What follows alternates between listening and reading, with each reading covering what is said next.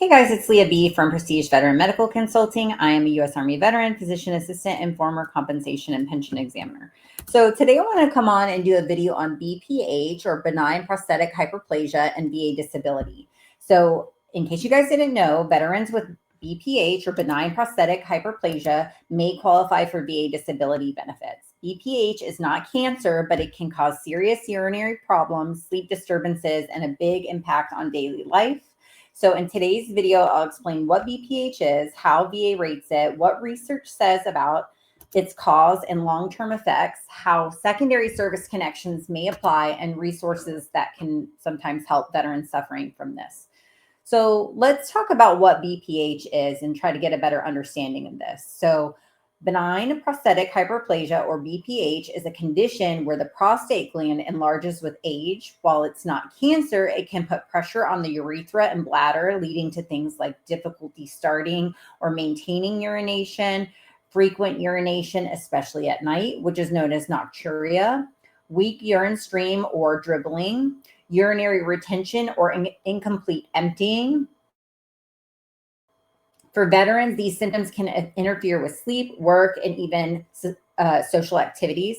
Many deal with interrupted rest. So seriously, this is one of the most common things I would see in men over 40, 50 years old and up. It's pretty, I'd have to look at the CDC to see the frequency, but this is an extremely common condition in men, veterans and non-veterans, right? It can cause embarrassment. People don't even want to talk about it. So there's probably a lot of people out here watching right now that are suffering from these symptoms that just haven't gone and seen the doctor about this, right? You can have complications like urinary tract infections or bladder damage if the condition goes untreated. So let's talk about some literature. So what does the research say? So medical research shows that BPH is extremely common, affecting up to 50 to 80% of men. So over the age of 50, and as many as 80% by age 80. All right. So there's some statistics for you. So a 2022 study and Prostate International found that veterans with higher stress levels, metabolic disorders, or exposure to environmental toxins may face increased risks of BPH. Some research also suggests that military exposures such as Agent Orange or burn pits may play a role in worsening urinary tract health. Beyond urinary symptoms, BPH has strong links to sleep disruption, depression, and reduced quality of life. One study in urology noted that men with severe nocturia from BPH reported levels of fatigue similar to those with chronic sleep disorders. Okay, so now let's get into VA disability and BPH. So how does VA rate BPH? So as always, with most conditions, we're going to talk about function and how that disrupts your function. So BPH is going to have ratings that align with the urinary system based on symptoms. Okay, so you can be rated for avoiding dysfunction problems with urinary frequency every 1 to 2 hours during the day, or waking up 3 to 4 times at night at 20%. So the 40% level is going to be moderately severe symptoms, such as waking to urinate 5 or more times per night, or the need for absorbent materials change 2 to 4 times per day. 60% level severe symptoms, like requiring the use of an appliance or absorbent materials that must be changed more than 4 times a day. So again, like there's going to be different types of ratings based on function. VA focuses less on the diagnosis itself and more on how much it affects your daily life, sleep, and things like that. So let's talk about some secondary service connections.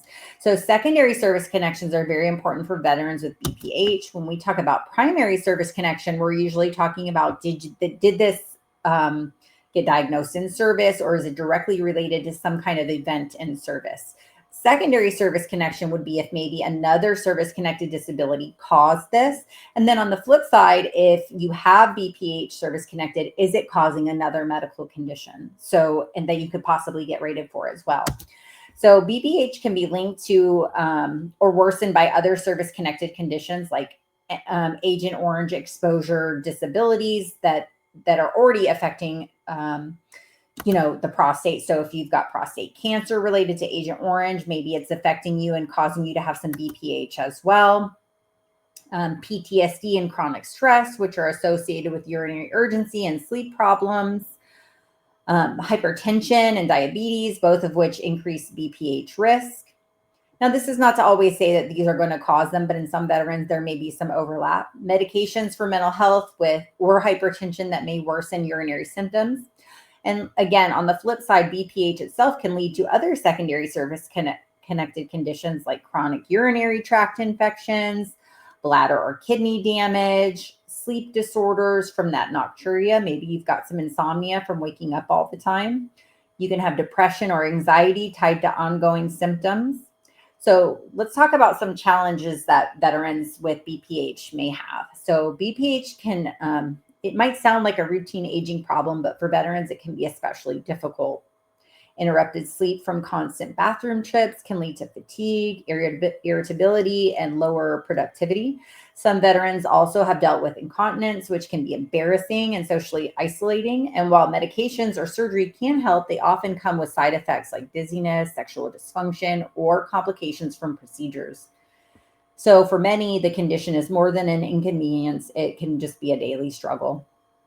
So how do some veterans receive benefits? So a lot of veterans will file claims for this, and they take certain things into consideration, like having a diagnosis. Do you have a medical diagnosis from your doctor? You can get it from, your primary care manager or urologist.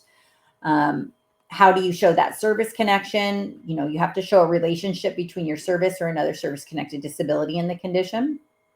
And then if VA believes that there's enough information to order a CMP exam, they're going to send you to a CMP exam and get a medical opinion, right, from their contracted CMP examiners.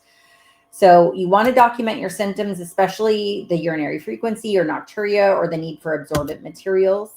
Any kind of secondary conditions that are happening because of the BPH, like kidney problems, urinary tract infections, sleep issues, depression, things like that. As always, the stronger your evidence, the stronger you may have support for your claim. So what are some resources for veterans? So if you're a veteran dealing with BPH, there are a lot of resources like your VA urology clinic or your primary care manager for medications or surgical options.